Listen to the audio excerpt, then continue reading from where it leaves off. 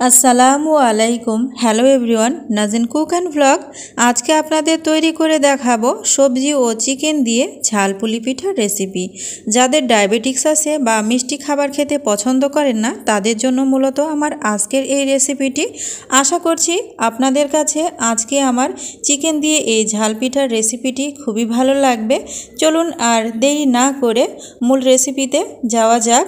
তো রেসিপিটি করার জন্য আমি এখানে একটা বোল নিয়ে নিয়েছি, আর বোলের ভেতরে আমি দিয়ে দিচ্ছি 2 কাপ আটা, যেটা রুটি খেতে হয় সেই আটাটা, আর দিয়ে দিচ্ছি 1 চামচ কালো জিরা, তার সাথে আরও দিয়ে দিচ্ছি স্বাদমতো লবণ, আরও দিয়ে দিচ্ছি সামান্য একটু বেকিং সোডা, আর দিয়ে দিচ্ছি 2 চামচ চিনি, তার সাথে আরও দিয়ে দেব 1 টেবিল চামচ সয়াবিন তেল। তো সবগুলো শুকনো উপকরণ হাত দিয়ে খুব ভালোভাবে নেড়ে চেড়ে মিশিয়ে নিতে হবে। দেখতেই পাচ্ছেন আমি খুব ভালোভাবে হাত দিয়ে ঘুরিয়ে ঘুরিয়ে মিশে নিচ্ছি। তো মিশে নেওয়া হয়ে গেছে। এ পর্যায়ে এখানে আমি 1 কাপ পানি নিয়েছি, কুসুম গরম। পানিটা কিন্তু কুসুম গরম হতে হবে, ঠান্ডা হলেও ভালো হয় না, আবার খুব বেশি হলেও কিন্তু পিঠাটা মুচমুচে হবে না। তো 1 কাপ পানি দিয়েই আমি খুব ভালো মতো একটা ডো বানিয়ে নিয়েছি। ডোটাকে রেস্টে রাখার জন্য আমি সামান্য একটু তেল ওপরে মাখিয়ে এই যে একটা প্লেট দিয়ে 20 থেকে আধা ঘন্টার জন্য রেখে দিচ্ছি। তো দেখুন ফিরে আসছি আধা ঘন্টা পর। এবার আমি এখানে আমার পছন্দ মতো একটা রুটির লই নিয়ে নিলাম। তারপরে যে হাত দিয়ে ঘুরিয়ে ঘুরিয়ে এটাকে রুটির মতো করে নিচ্ছি। এবার একটা বেলনের সাহায্যে এটাকে আমি একটা রুটির শেপ আকারে বানিয়ে নেব। তো বন্ধুরা, এতক্ষণ পর্যন্ত যারা আমার ভিডিও দেখছেন কিন্তু ভিডিওতে একটি লাইক দেননি, প্লিজ এ পর্যায়ে এসে ভিডিওতে একটি লাইক দিয়ে চ্যানেলটি সাবস্ক্রাইব করে বেল বাটনটি অল করে রাখবেন। তো দেখতেই পাচ্ছেন আমি এখানে একটা কৌটার ঢাকনা নিয়ে নিয়েছি মাঝারি আকারের। চাইলে আপনারা স্টিলের গ্লাস দিয়েও এই কাজটা করতে পারবেন। তো আমার কাছে স্টিলের গ্লাস নেই, এজন্য আমি ঢাকনার দিয়ে করে নিচ্ছি। তো দেখুন সবগুলো করে নিয়েছি। এবার আমি বানিয়ে নেব পিঠাগুলোকে। যে আমি চিকেন, গাজর, আলু দিয়ে একটা পুর বানিয়ে নিয়েছি এই পিঠার জন্য। যারা মিষ্টি খাবার খেতে পছন্দ করেন না অথবা যাদের ডায়াবেটিক্স আছে, তাদের জন্য কিন্তু এই রেসিপিটি অনেক বেশি উপযোগী। শীতকাল আসলে সবারই যেন পিঠাপুলি খেতে একটু বেশি মন চায়, কিন্তু যারা অসুস্থ মানুষ বা মিষ্টি খাওয়া হয় না, তাদের জন্য এই রেসিপিটি আপনারা খুব সহজে বানিয়ে ফেলতে পারবেন। আপনারা চিকেন না দিয়েও শুধু সবজি দিয়েও এই রেসিপিটি করলে কিন্তু খেতে অসাধারণ লাগে।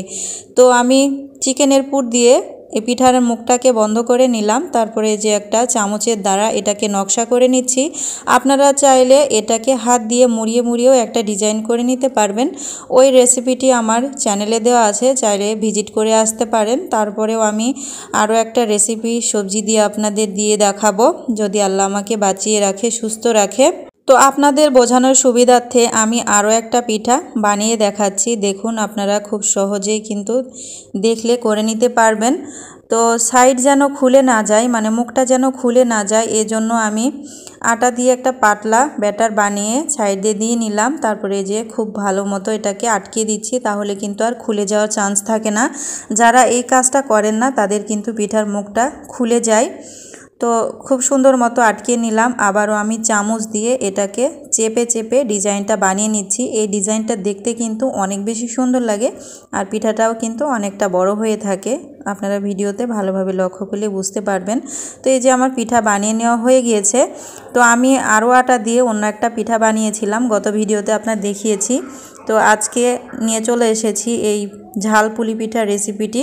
চুলাতে একটা কড়াই বসে দিয়ে আমি পর্যাপ্ত পরিমাণ তেল দিয়ে নিয়েছি। তারপরে এই যে আমি পিঠাগুলোকে, তেলটা যখন হালকা গরম হয়ে গিয়েছে তখন আমি পিঠাগুলোকে দিয়ে দিচ্ছি। এ পর্যায়ে কিন্তু চুলার জালটাকে মিডিয়াম টু লোয়ে রেখে এই পিঠাকে ভাজবেন। এই পিঠাটাকে মুচমুচে করে ভাজলে কিন্তু অসম্ভব ধরনের মজা লাগে গরম গরম খেতে। একদম মনে হবে যে সমোসা অথবা সিঙ্গারা খাচ্ছি এরকম। আমার তো বানানো মাত্রই এই কয়েকটা পিঠা নিমিষেই শেষ হয়ে গিয়েছিল, এতটাই মজাদার ছিল। আর অনেক দিন এই ঝাল ঝাল পিঠাটা বানাইনি, এর জন্য আমি, আমার বাচ্চা এবং হাজব্যান্ড খুবই বেশি পছন্দ করেছি, আর এক নিমিষে আমরা খেয়ে ফেলেছি। দেখুন পিঠাটা আমার ভাজা হয়ে গিয়েছে, আমি পিঠাগুলোকে উঠিয়ে নিচ্ছি। আমি পিঠাগুলোকে ভেজে একটা সিরামিক্সের প্লেটে উঠিয়ে নিচ্ছি। আমি এখানে একটা গোল করে কাগজ কেটে দিয়েছি, আপনারা চাইলে এখানে টিস্যুও ব্যবহার করতে পারেন, যার ফলে প্লেটে অতটাও তাপ লাগবে না, ফেটে যাওয়ারও ভয় থাকবে না। আপনারা গরম জিনিস কখনোই সিরামিক্সে প্লেটে অথবা কোনো বাটিতে রাখবেন না, তাহলে কিন্তু ফেটে যাওয়ার চান্সটা থাকে। তো আপনাদের বোঝানোর সুবিধার্থে আমাকে উঠাতেই হয়েছিল, এজন্য আমি কাগজটা ব্যবহার করেছি যেন গরমটা খুব বেশি না বসে। তো অনুরূপভাবেই আমি আরও এক ব্যাচ পিঠা আপনাদেরকে ভেজে দেখাচ্ছি। এই যে উল্টে পাল্টে আমি পিঠাগুলোকে ভেজে নিচ্ছি। তেলে দেওয়ার পর কিন্তু পিঠাগুলো একটু নরম হয়ে থাকে, এজন্য এক পাশটা শক্ত হয়ে গেলেই উল্টাবেন, তা না হলে নকশাগুলো ভেঙে গেলে দেখতে খারাপ লাগবে, আর দেখতে খারাপ লাগলে কিন্তু খেতে অতটাও মন চাইবে না। তো আমি লাল লাল করে পিঠাগুলোকে খুব সুন্দর মতো মুচমুচে করে ভেজে নিয়েছি। তো মাশাআল্লাহ আমার সবগুলো পিঠা ভেজে নেওয়া হয়ে গিয়েছে। এই পর্যায়ে আমি আপনাদেরকে একটু সার্ভ করে দেখাচ্ছি। দেখুন মাশাআল্লাহ কালারটা যতটা সুন্দর হয়েছে আর খেতেও কিন্তু তার চাইতে দুর্দান্ত মজা হয়েছিল। তো আমার আজকের এই ঝাল চিকেন পিঠাটা কেমন হয়েছে অবশ্যই আমাকে কমেন্টস করে জানাবেন। আজকের মতো বিদায় নিচ্ছি, আল্লাহ হাফেজ।